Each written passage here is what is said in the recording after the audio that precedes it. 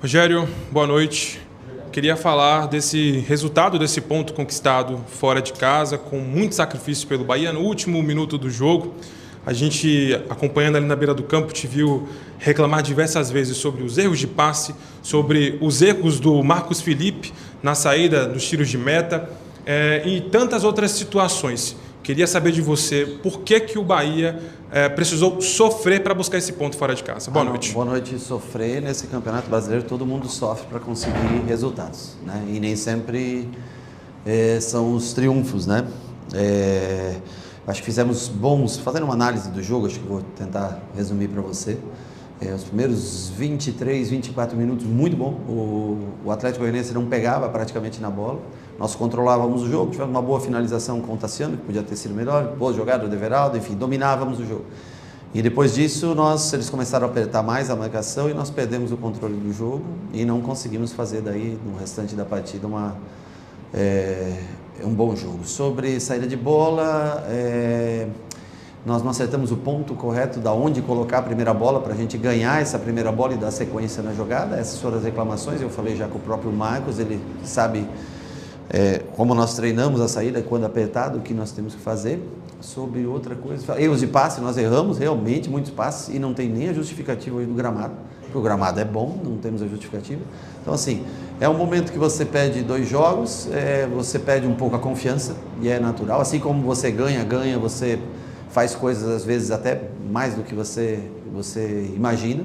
Quando você perde também, os jogadores sentem um pouco o jogo. Então, o que me estranha só é que nós fizemos 23 bons minutos e depois o time aí caiu bastante de produção, errou muito passe, não teve controle do jogo. E aí as alterações até que surgiram efeito com garotos, com velocidade e nós conseguimos o empate, que analisando como resultado, logicamente a gente gostaria de sair vitorioso, mas dentro da circunstância que foi o jogo, pode ser um ponto que, e quem sabe mude a mentalidade, que traga essa confiança de volta, tendo em vista que nós temos um jogo extremamente complicado, difícil contra o Internacional no sábado à noite, né?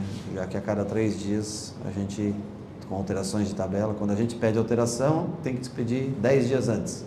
Quando eles alteram, eles podem alterar 5 dias antes e aí colocam jogos de 3 em 3 dias. Mas vamos seguir, não é fácil, é um primeiro turno com 31 pontos.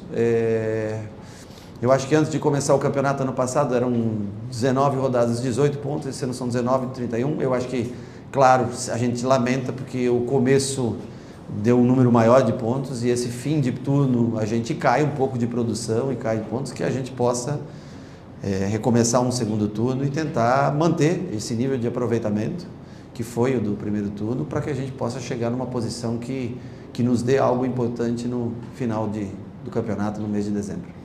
Boa noite, Rogério. Você já respondeu diversas perguntas a respeito de Cauli, né? Sim. Porque o torcedor cobra o Cauli por conta do que ele fez em 2023, Sim. Com a camisa do Bahia.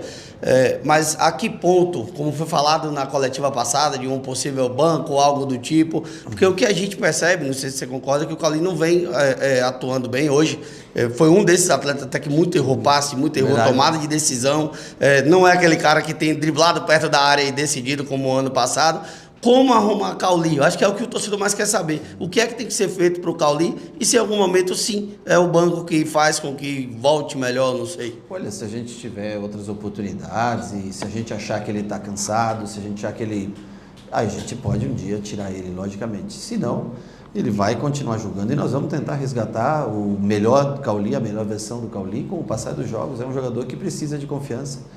Se a cada vez que ele erra, vocês criticarem, cada vez que ele faz um jogo que não é tão bom, ele era um grande jogador nosso do ano passado. Então, assim, ele, assim como o Everton, assim como o Caio Alexandre, que não pôde jogar hoje, como o Jean Lucas, são jogadores especiais. Claro que ele tem que melhorar, não tenha dúvida, né? E quando ele erra muitos passes, eu cobro bastante dele isso, trabalhar com mais 2 toques na bola, menos toques de primeira, entendeu? Mas é um jogador importante e não vejo que seja uma coisa necessária você botar um jogador no banco, não é isso que vai fazer ele melhor.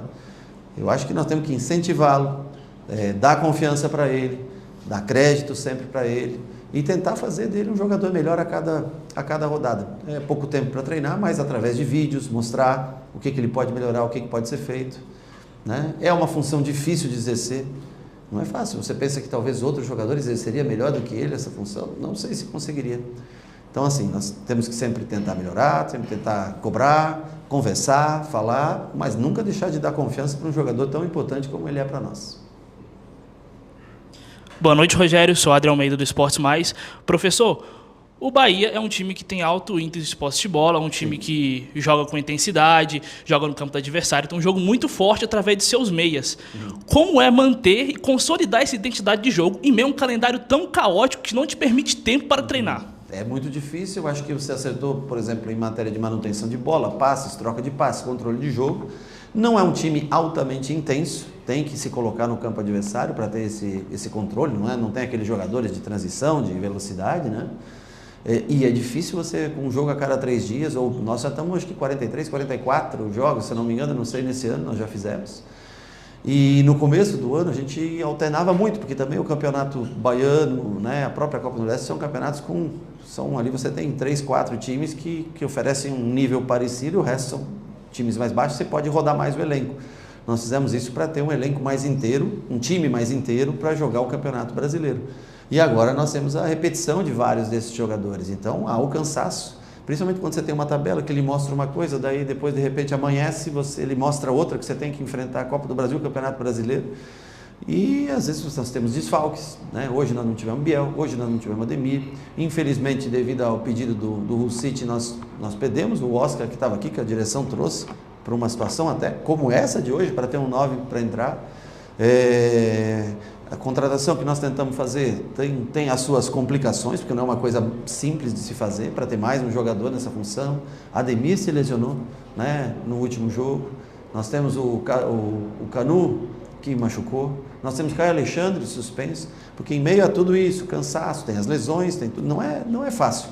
Mas nós vamos tentar sempre manter o Bahia no ponto mais alto. É o objetivo da gente fazer o Bahia tentar se manter entre esse grupo de primeiros colocados. Rogério, boa noite, parabéns pela partida.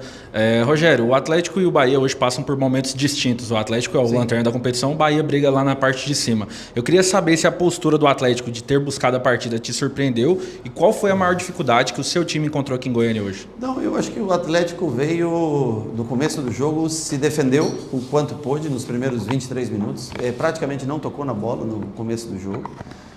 E tentou os contra-ataques. Depois, na metade ali, na hora que houve uma parada técnica, que o Mancini manda o goleiro cair no chão e traz todos os jogadores para perto, que é praticamente uma parada técnica, ele adianta um pouco mais a marcação, corre um pouco mais riscos atrás e diminui um pouco a nossa facilidade desse jogo combinado. Então, assim, eu vejo o Atlético primeiro.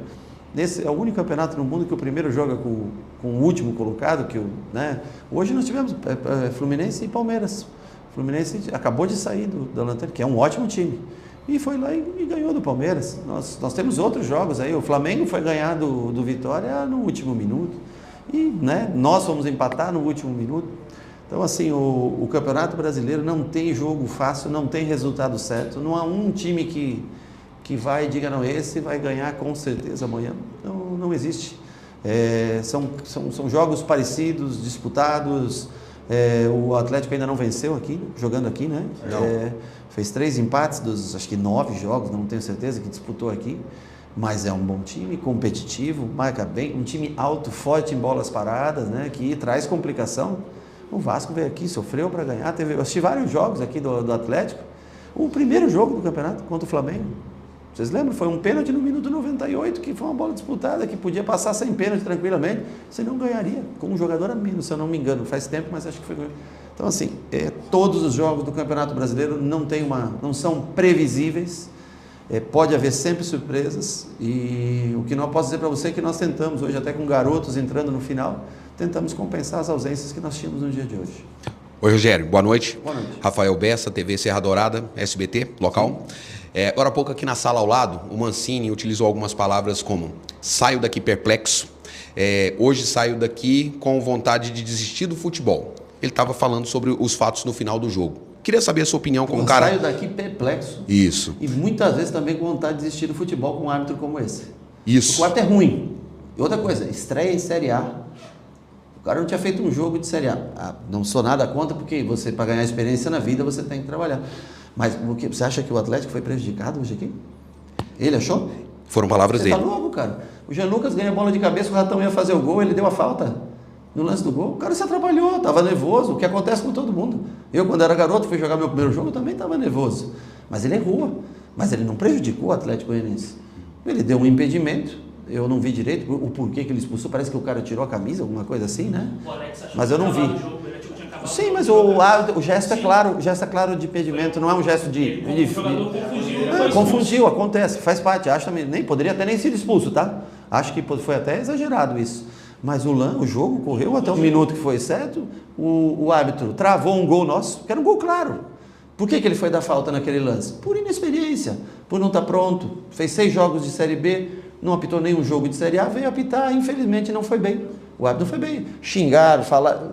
Fazer o quê? Foi merecido. Ele não fez uma boa arbitragem, mas em momento nenhum ele prejudicou o Atlético Goianiense. Não vejo dessa maneira. Vejo ele como lances errados para os dois lados, mas não em benefício do Atlético Goianiense, não. E entendo a posição do treinador. Eu também. Pô, tomar um gol no último minuto, quando ia ser a primeira vitória, cara, claro, é frustrante. Eu também, né, iria embora numa situação também chateado. Boa noite, Rogério. Felipe André, da Rádio Bandeirantes.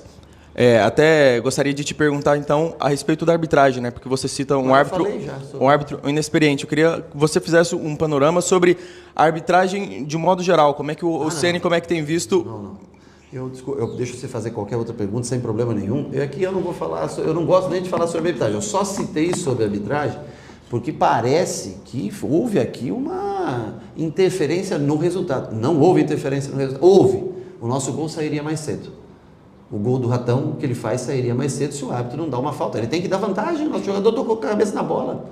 Então, só por isso que eu estou citando no dia de hoje. A arbitragem tem ótimos árbitros no Brasil, tem árbitros que não vão tão bem, como em todos os setores, mas não vou fazer uma análise geral sobre a arbitragem. Se quiser perguntar sobre outra coisa, com o maior prazer. Então, por favor. Tá? As estreias dos jovens da base, né? Sim. A gente viu, por exemplo, o Juan Pablo também ganhando oportunidade, ganhando minutagem. Queria você falar um pouco sobre isso. Eu acho que tanto o Thiago dá praticamente uma pressa, deu assistência, porque o cruzamento dele, a chance era claríssima de gol, né? Acho que foi o Ratão que cabeceia de frente, né? Ela dá na trave e volta no Jean Lucas. Então, assim, são jovens ainda. O Juan Pablo fez ontem 16 anos de idade. Quer dizer, é muito jovem. Mas ele já tinha trabalhado com a gente em Manchester, quando nós fizemos a pré-temporada, né? E eu acho que ele tem potencial, é um garoto que pode crescer. Quando eu falo, na entrevista passada eu falei, são jogadores que ainda não estão prontos. Um menino de 16 anos dificilmente vai estar pronto. Mas assim, hoje eu fiquei feliz que os dois entraram, sabe? Entraram, atacaram o espaço, ele fez uma bela jogada que domina um lançamento, traz para dentro da área um bom cruzamento. Então assim, hoje era necessário, nós não tínhamos outros jogadores hoje, devido às circunstâncias de lesões, nós não tínhamos um outro jogador. E os meninos entraram, fizeram, se esforçaram, se dedicaram. E eu acho que isso é bom. Serve para a base do clube, para a referência dos jogadores de base, para a dedicação, para crescer. Eles sempre cobram aqui, eu sempre falo que a base é o futuro do clube. Para você ter uma folha de pagamento menor, um equilíbrio, uma chance de vender um jogador como esse, um ativo do clube que é, e a gente valoriza, e eu acho que isso que se sirva de exemplo para os outros jogadores. 2 meninos, que um treinou algum tempo com a gente, mas fez 2 treinos com a gente essa semana. O Thiago não tinha feito uma pré-temporada e treinou também, vem treinar esporadicamente, mas em matéria de sistema de jogo, treinou muito pouco. E nos ajudaram no dia de hoje. Eu acho que isso é importante, que isso sirva de um ponto de partida, que esse gol no último minuto sirva para trazer a confiança de volta e para a gente fazer um bom jogo com o Internacional e quem sabe voltar a vencer como a gente fez durante boa parte desse campeonato.